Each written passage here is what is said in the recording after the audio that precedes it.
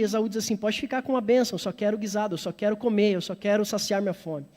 E aí o tempo passa, e em um outro momento agora Isaac, já um senhor de idade, já praticamente cego, vai dizer a seu filho Esaú assim, Esaú, prepara uma caça, prepara uma comida, pois depois que eu comer dessa comida, dessa caça da qual você me entregar, você me oferecer, eu quero te abençoar, porque os meus dias estão sendo abreviados. E aí então a esposa de Isaac, Rebeca, diz assim, opa, eis aqui uma oportunidade de abençoar o filho Jacó, pois ela amava mais a Jacó do que Esaú, ela tinha predileção por Jacó do que Esaú, ao contrário do seu pai Isaac, que tinha predileção por Esaú ao invés de Jacó, mas essa é uma outra história para um outro dia. E aí, de repente, ela percebendo essa oportunidade, ela diz, Jacó, deixa que eu vou preparar aqui um cordeiro, do jeito que o pai gosta, do jeito que Isaac gosta, e você vai entrar no lugar de Esaú, você vai fingir-se de Esaú, você vai enganar o seu pai, mas você vai receber a bênção.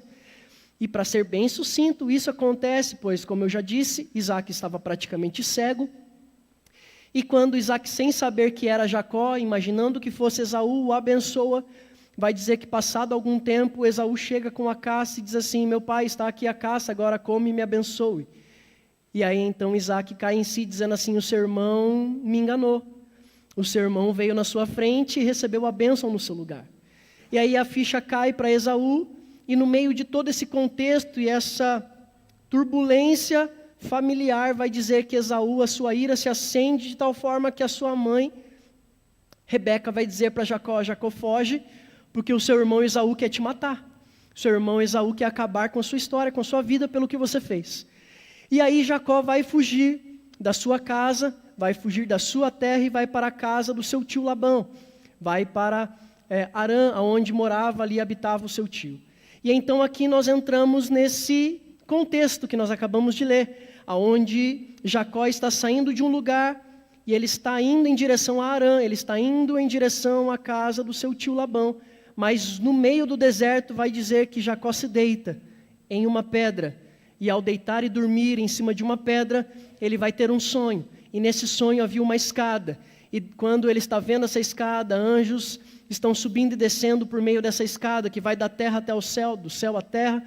E vai dizer que no meio desse sonho ele recebe uma voz, ele recebe uma visão, onde o Senhor diz para ele, Jacó, eu te abençoarei, assim como eu fui com teu pai Abraão, Isaque, eu serei contigo, abençoarei a tua descendência. E assim se cumpre a promessa. Então, mais uma vez, eu quero repetir esses 3 elementos para que você grave pedra, escada e promessa. Mas eu quero que você entenda que, e nós vamos aprender nessa noite, que tanto a pedra, quanto a escada, quanto a promessa, elas convergem num só nome, e esse nome é Jesus Cristo.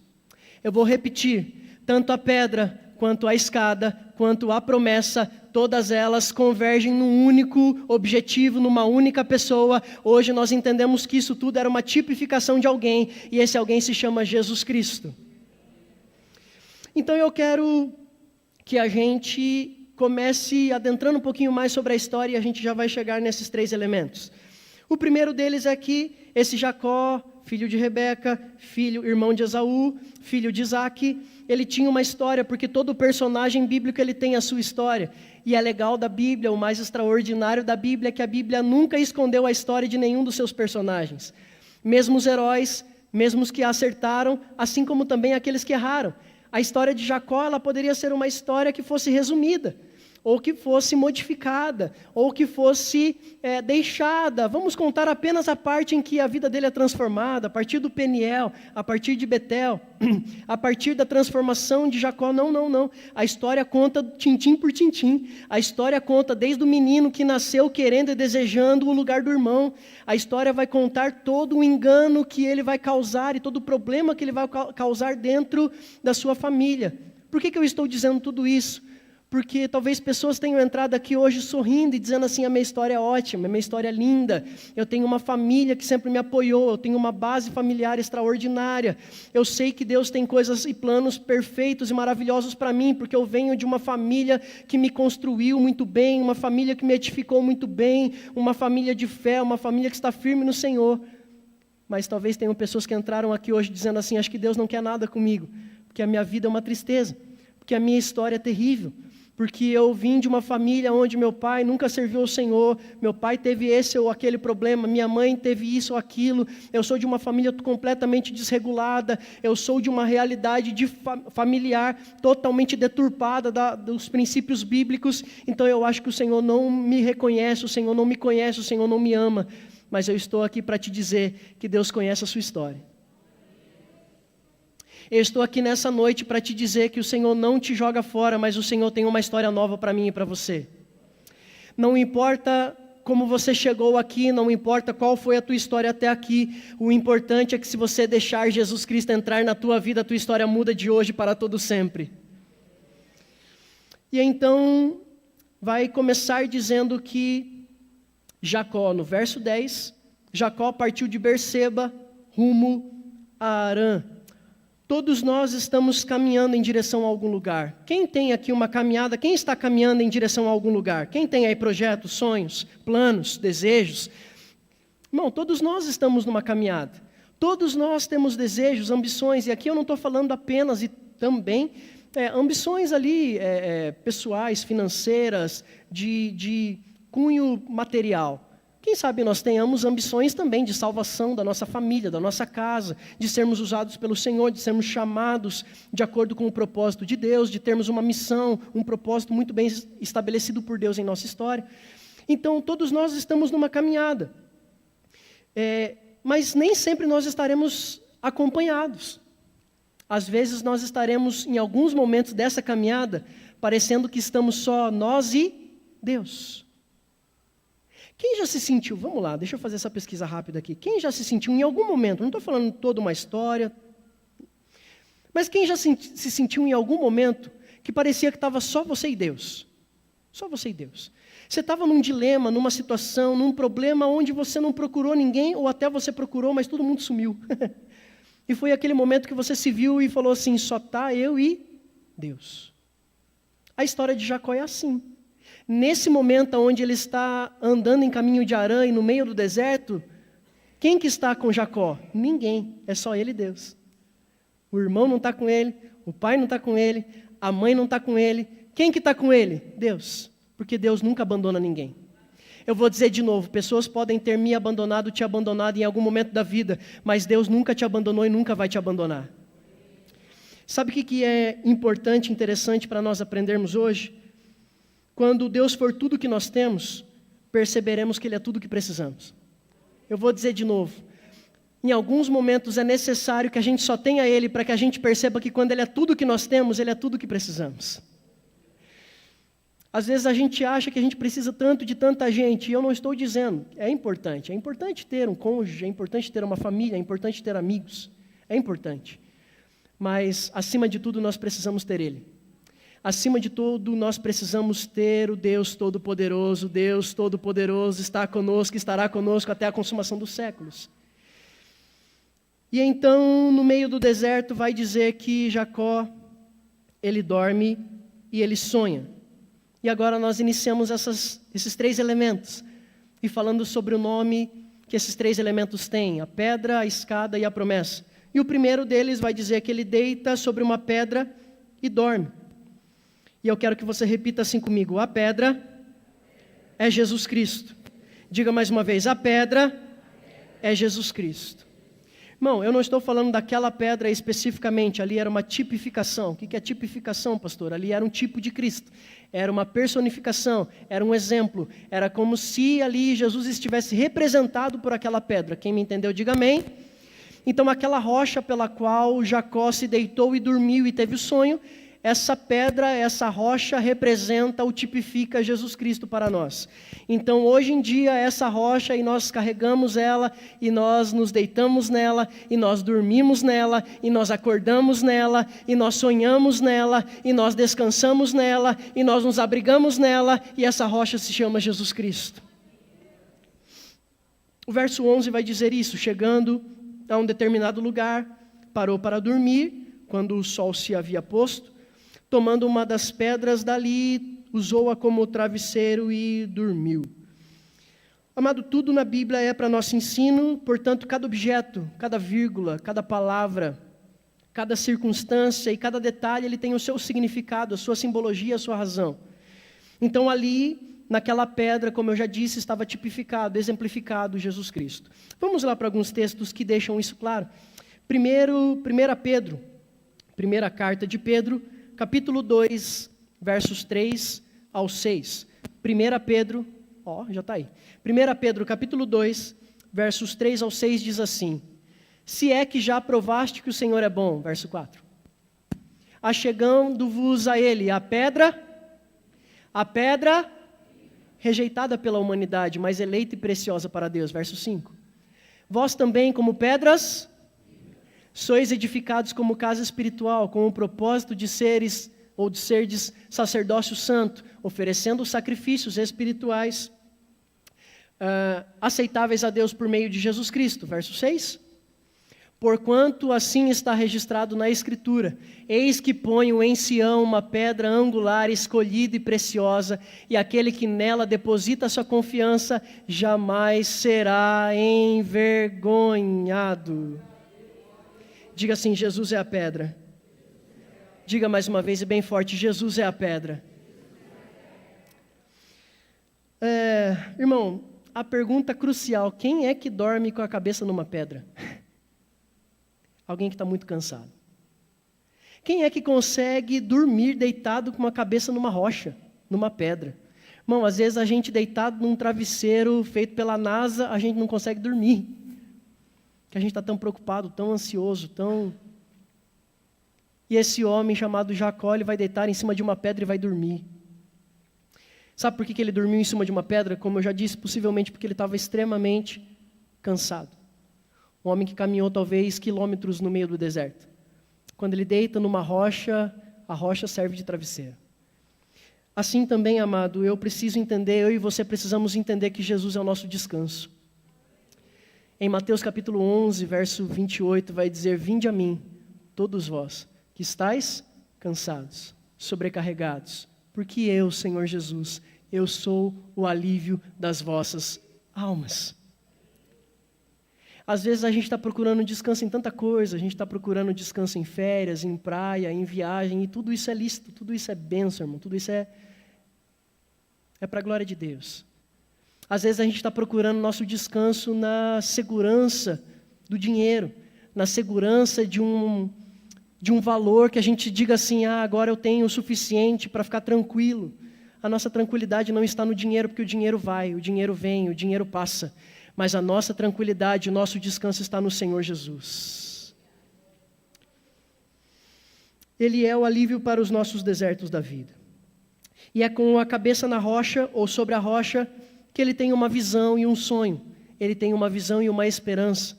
Irmão, aqui está um homem que está totalmente, talvez, desesperançoso. É um homem que está indo para Harã, sentido a casa do seu tio Labão, e ele está caminhando em direção da casa desse tio, dizendo assim: o que vai ser de mim, o que vai acontecer daqui por diante, será que um dia eu vou poder voltar para casa, será que um dia eu vou poder viver essa promessa da qual eu recebi, ou a palavra dita pelo meu pai, quando ele me abençoou, mas não era a mim que ele estava abençoando, era enganado que ele estava me abençoando, ele estava abençoando Esaú, achando que era Esaú. Será que tudo isso vai acontecer um dia? Imagine como que estava a cabeça desse homem. Como estava a cabeça de Jacó. E Jacó, quando deita nessa pedra, ele não tem um pesadelo, ele tem um sonho. Porque todos aqueles que encostam a cabeça em Jesus Cristo, todos aqueles que descansam no Senhor, passam a ser sonhadores. Todos aqueles que encontram no Senhor Jesus a sua rocha inabalável, o seu firme fundamento, todos aqueles que descansam no Senhor, que entregam a sua vida e descansam nele, podem ficar tranquilos, todos os sonhos que Ele tem para você vão se realizar.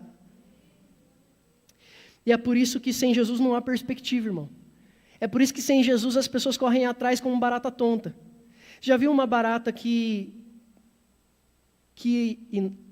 inala, não sei se é assim a palavra, quando você joga o spray ali, veneno, aí ela respira, não sei se ela respira, mas ela sente aquele veneno, ela recebe aquele veneno. Como que fica aquela barata, irmão? Ela fica desesperada, sim ou não? Assim também, muitas das vezes, é a vida daquele que não tem Cristo. Ele está como uma barata tonta, ele está correndo para lá, ele está correndo para cá, ele está dizendo, não, agora é lá o sucesso, não, agora vai dar certo para cá, não, agora eu vou fazer desse jeito e vai dar certo, não, agora eu vou fazer de outro jeito, porque agora mudou o jeito, não, porque agora eu vou casar e o casamento vai resolver tudo e não resolve, não, mas agora eu vou ter filhos, porque através dos filhos eu vou ser feliz e a felicidade não vem através dos filhos, os filhos são herança do Senhor, mas a bênção está nele, a segurança está na rocha, a segurança está em Cristo, a alegria está no Senhor que fez o céu e a terra, tudo que nós temos está nele. Se não estiver nele, nós não encontraremos em nenhum outro lugar da face da terra, irmão. Quem está me entendendo, diga amém. Mas com ele está a nossa esperança. Agora, continuando ainda sobre a pedra, sobre a rocha, repara agora no versos 17 e 18. Então, voltando para Gênesis 28, versos 17 e 18. Quando ele acorda do sonho, quando ele acorda daquela visão que ele teve, da esperança que agora ele tem, recebendo a promessa de Deus através daquela visão, vai dizer que então sentiu medo e clamou: quão temível é este lugar! Certamente não é outro senão Betel, casa de Deus. E eis que encontrei a porta dos céus. E agora olha o verso 18, irmão. Levantando-se, antes do raiar do sol, tomou a pedra que lhe servira de travesseiro, colocou-a em pé, como uma coluna, e derramou óleo sobre ele. Diga assim comigo, a mesma pedra, não, vamos lá, diga mais forte, a mesma pedra que ele usou para sonhar, ele levantou como coluna para adorar. Irmão, deixa eu ser, como pastor, com temor do Senhor, porque eu me incluo nisso. Quantas vezes nós estamos fazendo de Jesus só o nosso travesseiro, não a nossa coluna de adoração? Quantas vezes nós estamos fazendo de Jesus a nossa perspectiva de sonhadores? Então eu quero Jesus, por quê? Porque Jesus me faz sonhar, porque Jesus me dá esperança, porque Jesus pode mudar minha vida, porque Jesus pode curar minha doença, porque Jesus pode mudar minha história, porque Jesus pode mudar meu casamento, porque Jesus pode abençoar meus filhos, porque Jesus pode, irmão. Quem crê que Jesus pode? Eu também creio. Mas eu preciso entender que Jesus não pode ser apenas a pedra que me faz sonhar, Jesus tem que ser a coluna que eu adoro.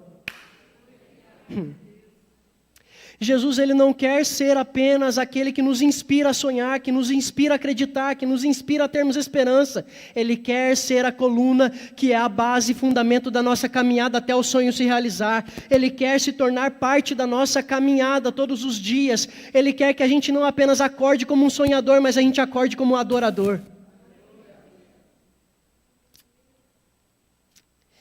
Nós temos que aprender a cultuar a Jesus, a nossa rocha. Nós temos que aprender a cultuar, irmão.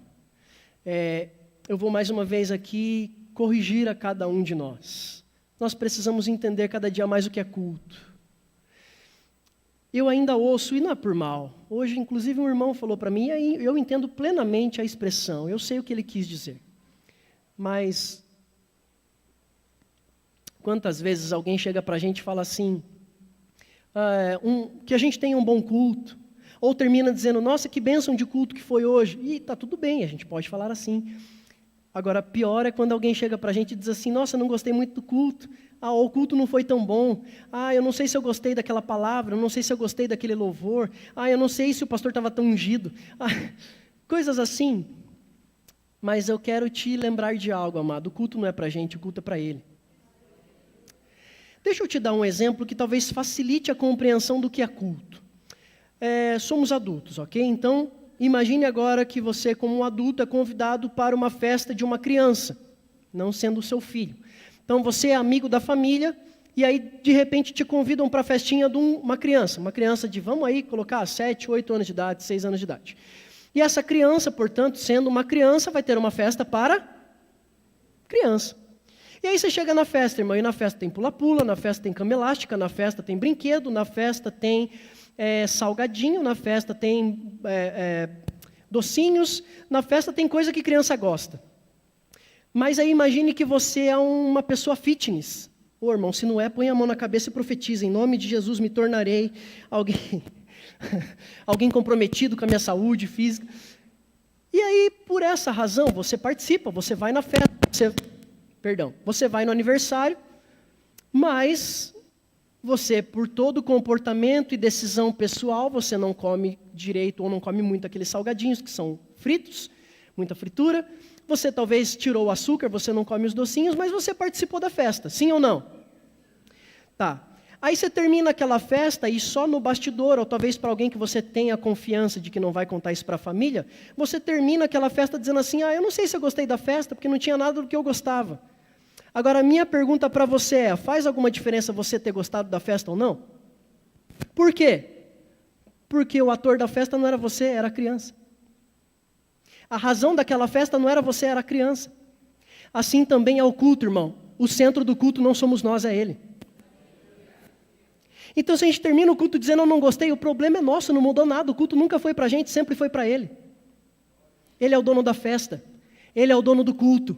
Ele é dono do louvor, Ele é dono da adoração, Ele é dono da nossa exaltação, Ele é dono da nossa rendição, Ele é Senhor sobre todas as coisas. Então, se eu vier para o culto e adorá-lo, Ele continuará sendo o Senhor, mas se eu vier para o culto e não adorá-lo, Ele continuará sendo o Senhor, porque Ele é dono de todas as coisas e toda a terra está cheia da sua glória, e todos os anjos declaram que Ele é santo, que Ele é bom, que Ele é digno, e toda a natureza declara que Ele é maravilhoso. Se os homens pararem de clamar, as pedras clamarão, mas toda língua um dia confessará e todo joelho se dobrará, dizendo que Ele é Senhor dos senhores e Rei dos reis sobre toda a terra. Ele é digno de toda a glória, Ele é digno de toda adoração, querendo nós, cultuando nós ou não.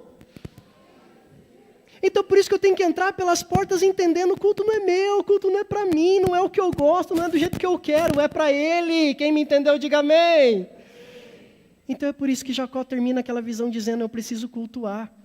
Essa mesma pedra que me fez sonhar agora tem que ser a coluna da minha adoração. Mas vamos continuar. Vai ficar melhor, irmão. O segundo elemento dessa história é a escada. Diga assim comigo, a escada também é Cristo. Verso 12 diz assim, e teve um sonho no qual viu uma escada apoiada na terra, e o seu topo alcançava os céus, e os anjos de Deus subiam e desciam por ela. Olha os detalhes dessa visão, irmão, olha que extraordinário. Essa visão não era uma escada que vinha do céu para a terra, mas era uma escada que vinha da terra para o céu, mas era uma escada que vinha do céu para a terra. Tanto que o texto diz que ela era apoiada na terra. Ou seja, se ela era apoiada na terra porque alguém desceu ela junto à terra. Então, dito isso, eu preciso entender que ela vem do céu para a terra. Diga assim comigo, a escada vem do céu para a terra. Evangelho de João, João capítulo 3, verso 13. Jesus Cristo vai justamente corroborar com isso. Jesus Cristo vai justamente dizer isso. Ninguém jamais subiu ao céu, a não ser aquele que veio do céu. O Filho do homem que está no céu. Jesus está dizendo, o céu não seria revelado se dependesse da terra. Mas o céu decidiu manifestar na terra, e o céu sou eu. Não, eu vou dizer de novo, que acho que tem mais gente para receber que ainda não entendeu. É como se Jesus estivesse dizendo, ninguém nunca foi para o céu, ninguém nunca viu a Deus, ele vai dizer isso em outros momentos, mas aquele que desceu do céu é a revelação do céu na terra. Eu sou o céu na terra, aquele que desceu do céu, aquele que veio do céu e se manifestou nessa terra. Eis o Filho do homem que se manifestou para mostrar o Pai para vocês. Esse é Jesus Cristo, irmão. Esse é Jesus Cristo. E aí, diga assim comigo, Jesus é quem fez o elo entre o céu e a terra. Irmão, preste atenção, existe um abismo por causa do pecado da humanidade, desde o Éden. Fez-se uma separação entre Deus e nós. Fez-se uma separação entre o céu e a terra. Fez-se um abismo entre a santidade de Deus e a pecaminosidade humana. Então, por causa do pecado humano, por causa do nosso pecado, e eu me incluo nele, todos nós somos pecadores. Todos nós pecamos, como diz Paulo, e fomos separados, destituídos da glória de Deus. Então, só poderia vir do céu para a terra. Só poderia ser obra de Deus para conosco, e não nossa para com Ele. Nós não poderíamos fazer nada, nós estávamos condenados à morte, ao inferno para todo sempre. Mas então, Jesus Cristo nasceu. Mas então, um Filho se nos deu.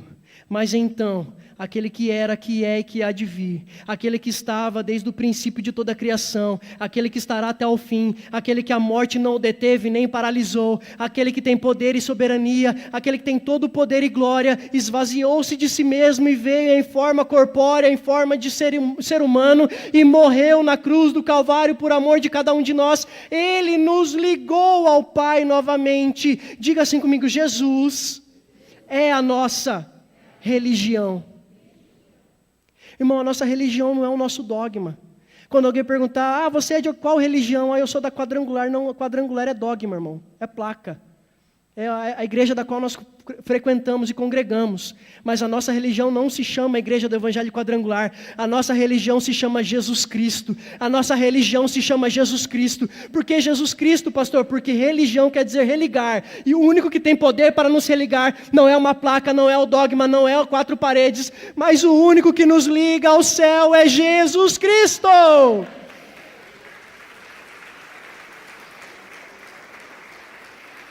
Jesus.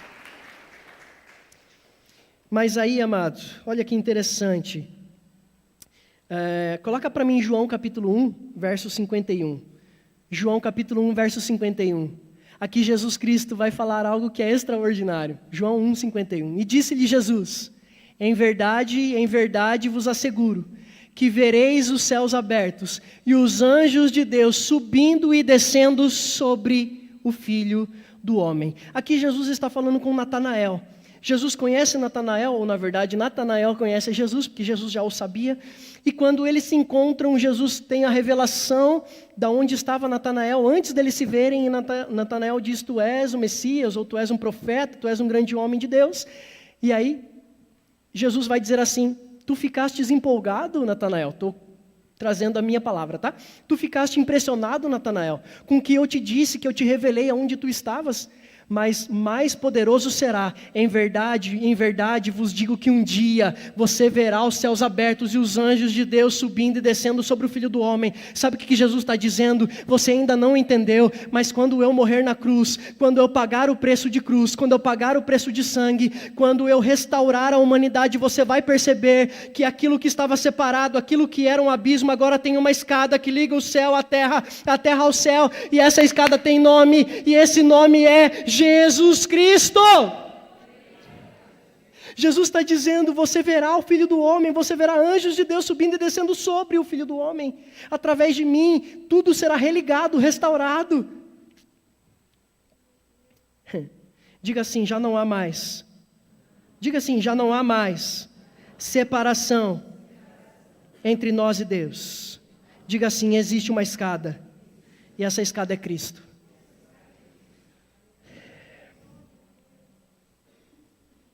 E nós encerramos com o último elemento. E o último elemento é a promessa. Diga assim: a promessa também é Jesus. Qual é essa promessa, pastor? Verso 13 e 14 diz assim: eis que o Senhor estava em pé diante dele e lhe anunciou: eu sou o Senhor, Deus de Abraão, teu pai, o Deus de Isaque. A terra sobre a qual dormiste eu te dou a ti e a tua descendência. A tua posteridade se tornará numerosa como a poeira do solo, como a terra. Tu te estenderás para o oriente, para o ocidente, oriente, para o norte e sul. E todas as famílias da terra serão abençoadas por teu intermédio, tua descendência. Irmão, aqui era uma promessa dada por Deus a Abraão. através e a partir de Abraão a Isaac, através e a partir de Isaac a Jacó, e assim sucessivamente, através de uma genealogia escolhida por Deus. Qual era essa genealogia? A família, a herança de Israel, o povo de Israel. Era para ser o único povo abençoado na face da terra, mas abençoar as outras famílias através deles. Mas aí então vem Jesus. E quem é Jesus, irmão? Jesus Cristo é justamente o detentor de toda a promessa, e a partir de Jesus todos nós somos herdeiros em Cristo Jesus. Havia em Jacó esse desejo de ser abençoado, a sua descendência, continuar as promessas de Deus, mas agora em Jesus todas as bênçãos são partilhadas conosco, e nós somos herdeiros. Efésios capítulo 1, versos 3 ao 6, coloca para mim por gentileza, Efésios capítulo 1, versos 3 até o 6, está sendo quase uma escola bíblica hoje aqui, né, amados? Bendito seja o Deus e Pai do nosso Senhor Jesus Cristo, que nos, com todas as bênçãos espirituais nas regiões celestiais em Cristo. Verso 4. Porquanto Deus nos escolheu, nele quem? Cristo, antes da criação do mundo, para sermos santos e irrepreensíveis em sua presença. Verso 5. E em seu amor nos predestinou para sermos adotados como filhos. Ou seja, agora a gente não depende mais de uma herança de sangue. Agora nós temos todos um sangue que corre espiritualmente em nós, que é o sangue de Jesus. Nós somos filhos adotivos de Deus Pai através de Cristo Jesus, por intermédio de Jesus Cristo, segundo a benevolência da sua vontade. Verso 6. Para louvor da sua gloriosa graça, a qual nos outorgou gratuitamente no amado. Agora, Gálatas capítulo 3, verso 26 ao 29. Por gentileza, e nós encerramos. Gálatas 3, 26 ao 29. Porquanto todos sois filhos, vamos lá, porquanto todos sois filhos, por meio da fé que tendes em Jesus Cristo, em Cristo Jesus. Pois todos quantos em Cristo fostes batizados, de Cristo vos revestistes. Verso 28. Já não há mais nem judeu, nem grego, escravo, livre, homem ou mulher, porque todos vós sois um em Cristo Jesus. E se sois de Cristo, então sois descendência de Abraão, e plenos herdeiros de acordo com a promessa. Então diga assim comigo: a promessa que estava sobre Abraão, está sobre a minha vida, está sobre a minha casa, está sobre a minha família. Eu tenho herança através de Cristo. Nós somos herdeiros de Deus em Cristo Jesus. Agora já não há mais separação de tribos, de povos, de línguas, de nações. Nós somos todos um só corpo em Cristo Jesus. Somos todos participantes da promessa por meio dele. Então eu encerro nessa noite, mais uma vez lembrando que Jesus é a pedra, Jesus é a escada e Jesus é a promessa. Todas as vezes que você precisar de descanso, lembre-se, Ele é a tua pedra, Ele é a tua rocha, Ele é o teu descanso.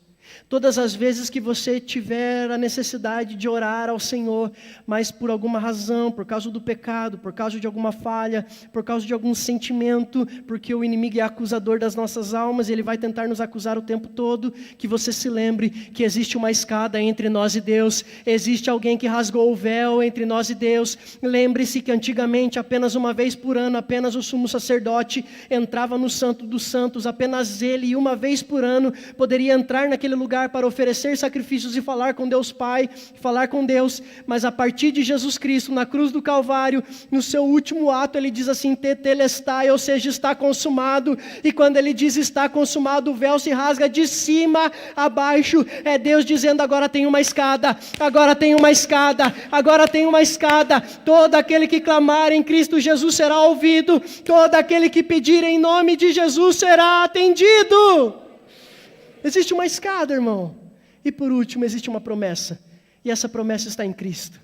Irmão, vamos modificar. Eu sei que é natural, é instintivo nosso falar assim, eu vou na igreja, eu vou buscar a bênção, eu vou receber a bênção. Tá tudo bem, não é por mal, a gente sabe. Mas vamos aprender e buscar em Deus. Aprender. Nós não temos que vir buscar a bênção.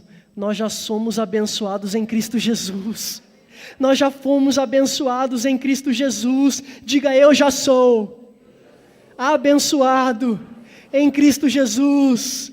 Diga, eu já sou mais do que vencedor em Cristo Jesus. Eu já sou remido por Cristo Jesus. Diga, eu já sou salvo por Cristo Jesus. é isso, irmão. Viva uma vida mais leve, lembre-se, você tem Cristo, e se você tem Cristo, você tem a pedra, você tem a escada, e você tem a promessa.